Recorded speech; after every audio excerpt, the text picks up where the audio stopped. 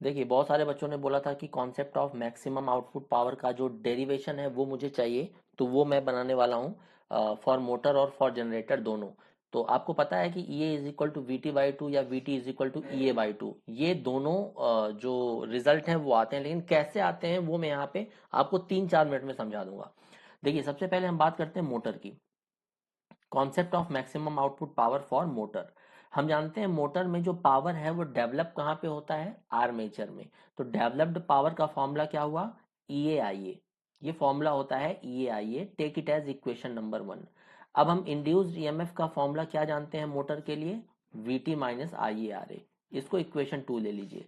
तो E A की value equation 2 से इक्वेशन 1 में पुट कर दीजिए। ई ए की वैल्यू यहाँ पुट कर दीजिए। ठीक, तो हमें क्या मिलेगा देखते हैं।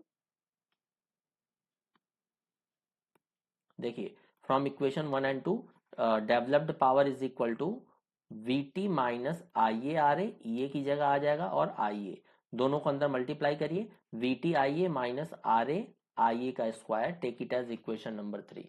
और अगर हमें मैक्सिमम आउटपुट पावर चाहिए तो डेवलप्ड पावर को डिफरेंशिएट करना पड़ेगा जो टर्म वेरिएबल है। इसमें से वेरिएबल कौन सा है, आर्मेचर करंट। आर्मेचर करंट हमेशा लोड पे डिपेंड करती है और लोड हमेशा वेरिएबल होता है, इसीलिए आर्मेचर करंट हमारी वेरिएबल होती है। तो to get the maximum power output differentiate developed power with respect to I A, और उसको इक्वेट कर देंगे 0 से।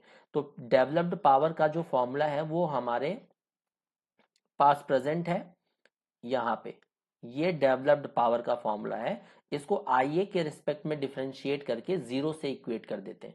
तो देखते हैं हमें क्या मिलेगा। यहाँ पे हमें मिलेगा V T minus two I A R A is equal to 0। यहाँ से आई ए की वैल्यू निकाल लीजिए, क्या मिलेगा, V T upon two R A, take it as equation number 5। हम जानते हैं कि मोटर के लिए, फॉर मोटर, जो इंड्यूस्ड ईएमएफ का फॉर्मूला है वो होता है V T minus I A R A, V T minus I A R A. तो आइए, मैक्सिमम पावर डेवलप के लिए जो करंट का वैल्यू निकाला हमने वो क्या निकाला, ये है for maximum power developed. Maximum power developed के लिए जो आर्मेचर करंट की वैल्यू है वो ये रही। तो इक्वेशन में आई ए की वैल्यू पुट कर दीजिए। तो यहाँ पे क्या आ जाएगा, E A is equal to V T minus I A. I A क्या है, V T upon two R A, तो V T upon two R A into R A. R A से आर ए कैंसिल आउट हो गया, हमें क्या मिला, we T minus V T by to, that is we T by to.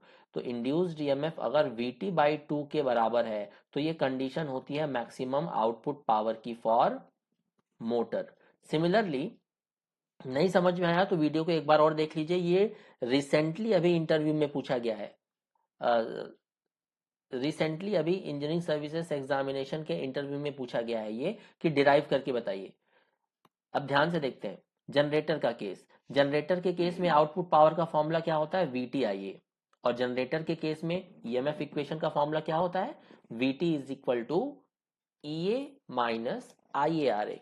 I A का अंदर multiply करिए तो E A I A minus I A square R A.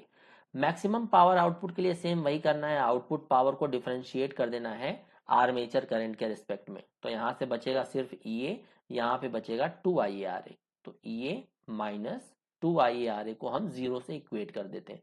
तो I A is equal to क्या आ जाएगा दोस्तों, E A upon two R A. ये आर्मेचर करंट का वैल्यू है for maximum power output in the case of generator. अगर आपसे एग्जाम में ऐसा क्वेश्चन पूछा जाता है कि अगर हम चाहते हैं कि जनरेटर हमारा मैक्सिमम पावर आउटपुट डिलीवर करे तो आर्मेचर करंट का फॉर्मूला या आर्मेचर करंट की वैल्यू क्या होनी चाहिए, तो वो होनी चाहिए ई ए बाई टू आर ए। अब ई ए बाई टू आर ए जो है आई ए की वैल्यू है, आई ए की जो वैल्यू है उसको पुट कर दीजिए कहाँ पे, ईएमएफ इक्वेशन ऑफ जनरेटर में। तो V T is equal to E A minus I A R A. तो V T is equal to E A minus I A. I A क्या है, E A by two R A. R A से R A cancel out हो गया, E A minus E A by two, E A by two. तो V T minus V T is equal to E A by two, ये हो गया condition for maximum output power of generator. And E A is equal to V T by two था आपका motor के लिए। तो यही दोनों चीजें एग्जाम में बार बार पूछी जाती हैं। तो अगर आपको लगता है कि किसी कॉन्सेप्ट या किसी टॉपिक में आपको प्रॉब्लम आ रही है, तो आप मुझे बता दीजिएगा, मैं उस पर वीडियो बना दूंगा। प्रतीक सर उस पर वीडियो बना देंगे। तो चलिए मिलते हैं अगले कॉन्सेप्ट पे। कमेंट करके बताइएगा किस टॉपिक में आपको दिक्कत जा रही है, उस पर वीडियो आ जाएगा। Thank you very much.